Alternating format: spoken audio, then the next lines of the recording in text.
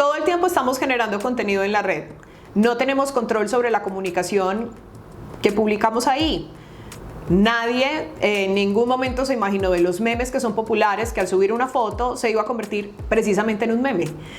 Vamos a entender por qué la información es tridimensional en la red y de alguna manera jugamos con el no control de lo que publicamos. Para quienes son obsesivos por el control les cuesta bastante esta parte. Pero es también comprender estos magnates de la información como Google y como Facebook, cómo empiezan a armar una gran cantidad de relaciones tribales, no triviales, tribales. Vamos a entender un poco de esos algoritmos y qué debemos tener en cuenta a la hora de publicar. Cuando hablamos de la red, siempre vamos a pensar en un tema democrático. Todos tenemos acceso a la comunicación, podemos crear cuentas, podemos crear marcas, incluso ha significado para muchas personas empezar a potenciar negocios que los hacen llegar a audiencias que muchas veces solamente podían tener acceso grandes marcas con grandes presupuestos. Y depende mucho de quienes empiezan a generar ese contenido, cómo van influyendo precisamente en esas nuevas audiencias, cómo captan públicos y cómo se van adaptando a las narrativas de las distintas redes sociales. Como tanto les he dicho, no les voy a hablar acá sobre cómo hacer el mejor contenido ni qué tener en cuenta, sino entender un poco estas plataformas realmente qué interés tienen. Porque si conocemos los intereses de esas plataformas, sabemos cómo comunicar efectivamente, pero también de forma responsable. Empecemos con el que inició todo este cuento, que es Google.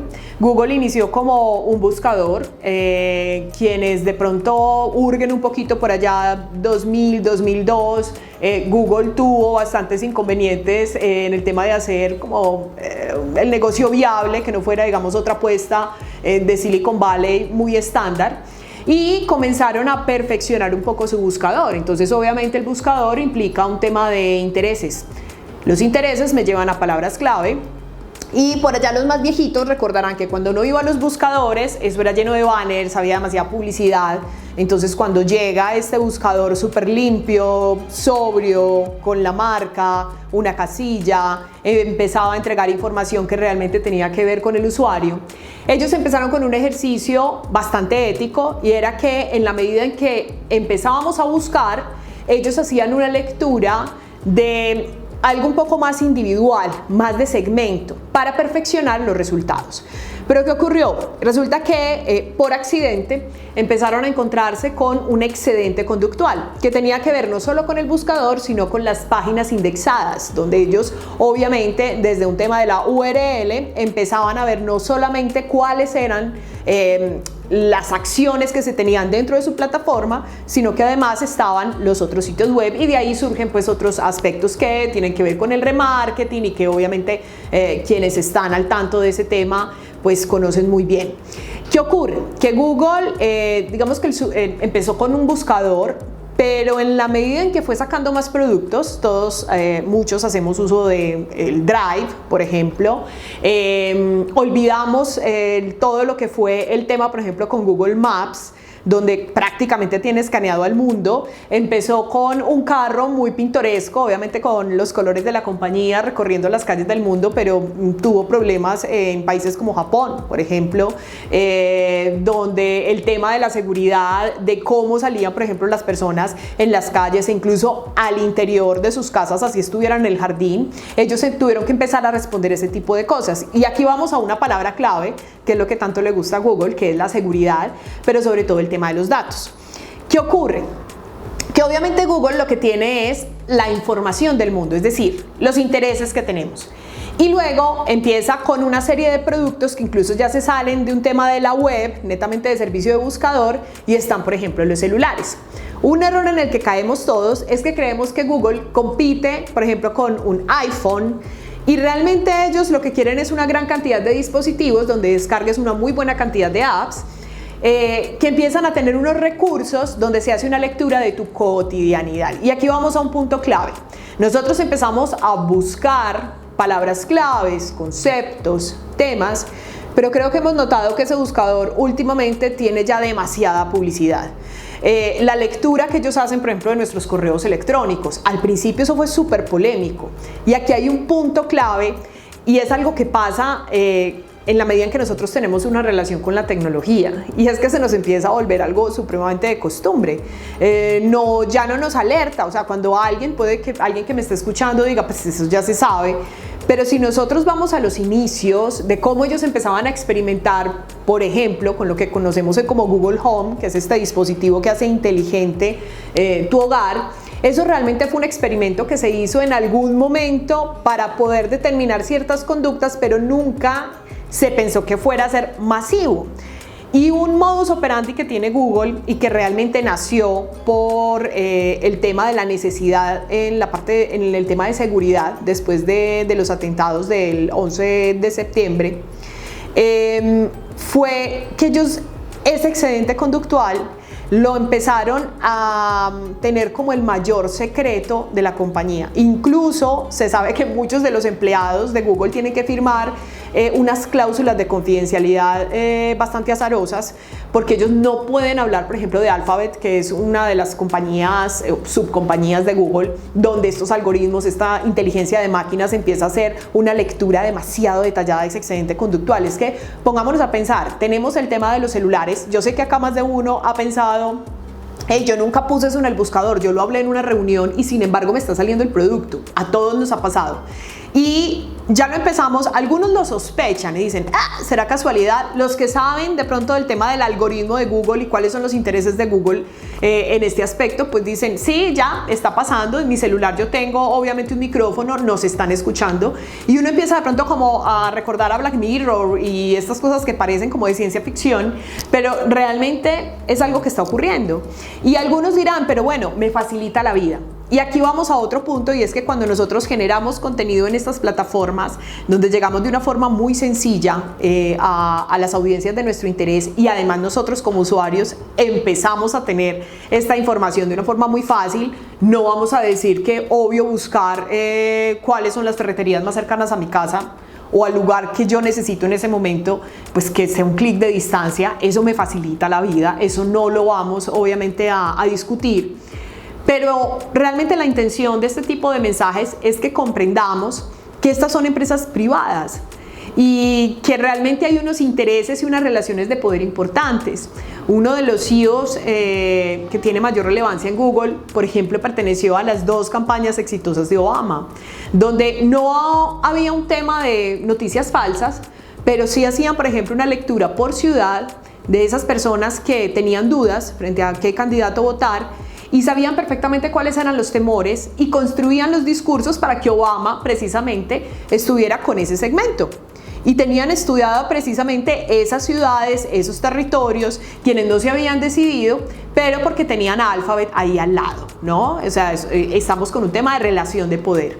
Y lo otro es que en esa administración, por ejemplo de Obama, muchos de los que pertenecían a Google iban a la Casa Blanca, y agentes de seguridad de la Casa Blanca también, o sea, era como un tema a doble puerta, donde tenemos que entender que son obviamente empresas privadas que tienen una relación directa con el poder, y son temas políticos.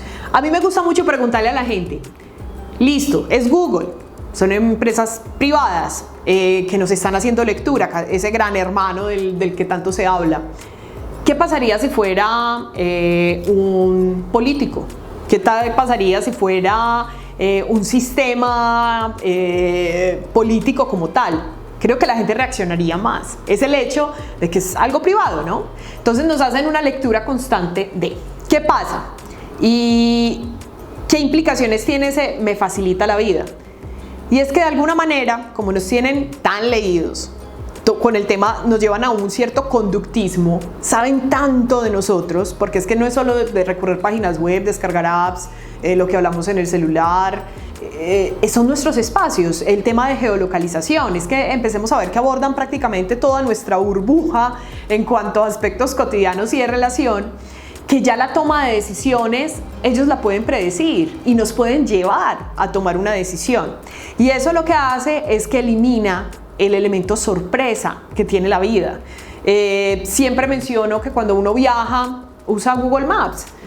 Claro, facilidad, me estás ubicando, pero de alguna manera perdemos ese tema aleatorio, ¿no? Y entendamos que estas personas están detrás de un negocio, Y esto no lo llevemos solo a temas comerciales. Sería realmente muy doble moral yo criticarlo, porque en Agencia El Grifo tenemos un tema de marketing digital, por ejemplo.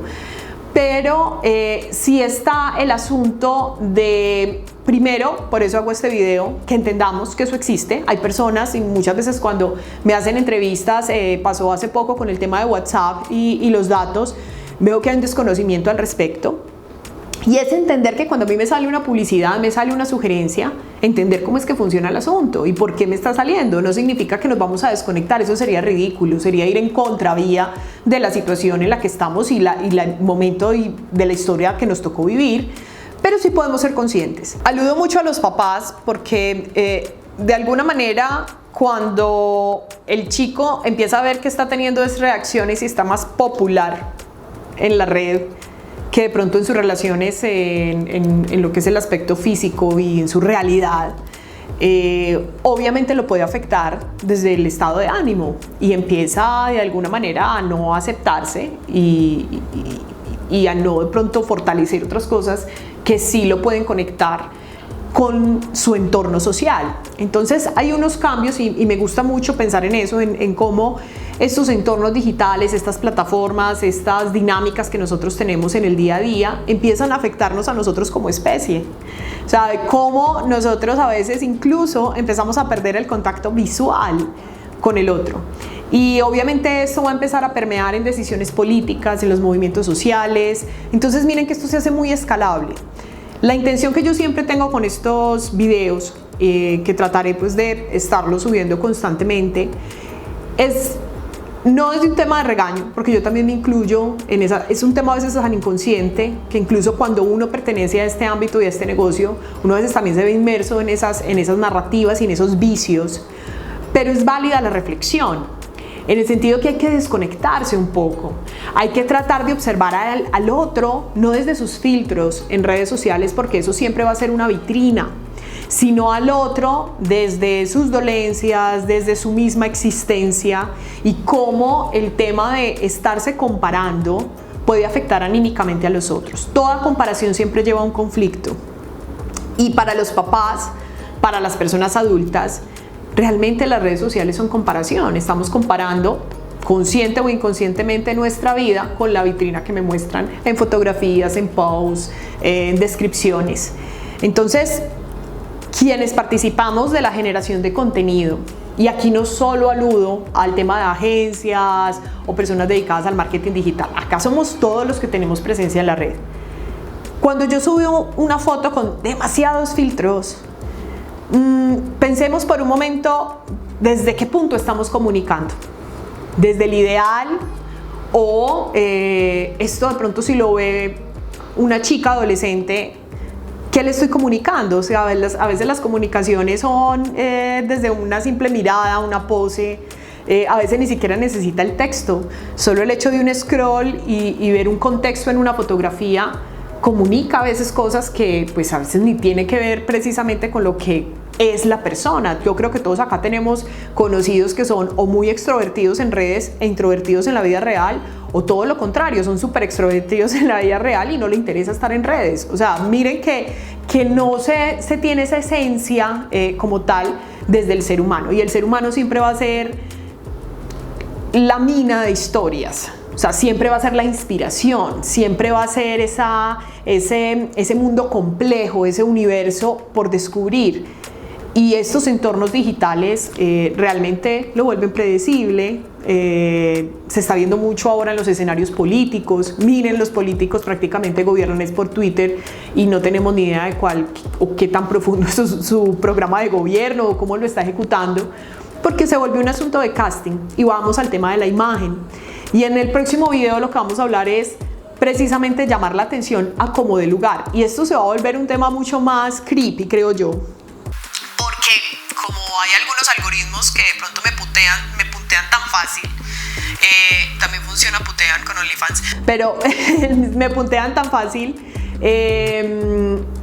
pues realmente se vuelve un tema un poquito complejo en el tema de aceptación. Entonces tengo que lograr más likes, pero entonces ya me estoy viendo muy paisaje, y el me estoy viendo muy paisaje es que llevan a que ya no solamente muestras la sala de tu casa, sino que muestras tu closet, y ya luego te muestras medio desnuda, y ya luego entonces vamos un poco más allá. ¿Y qué pasa entonces si yo más bien violo la ley? Hemos tenido casos de ese tipo. Entonces es un tema de llamar la atención. Entonces aquí es comprender que para ellos Google, Facebook, TikTok, Netflix, Amazon, somos un mundo de palabras clave. Y es una inteligencia de máquinas absurda, donde nuestra vida, desde nuestros recorridos cotidianos, la cámara del computador, el micrófono del celular, nuestras conversaciones en el teléfono, con decirles que hasta la linterna del celular tiene una misión en ese sentido. Es comprender que cada vez que sale una herramienta nueva propuesta por estos magnates, es porque realmente quieren saber muchísimo de nuestra vida para llevarnos a tomar unas decisiones que realmente llenan en los bolsillos de los que son grandes magnates y que están en el poder. Entonces, insisto, no es que nos vamos a desconectar, no, pues sería una opción ridícula, aunque creo que esos van a ser los rebeldes en un futuro.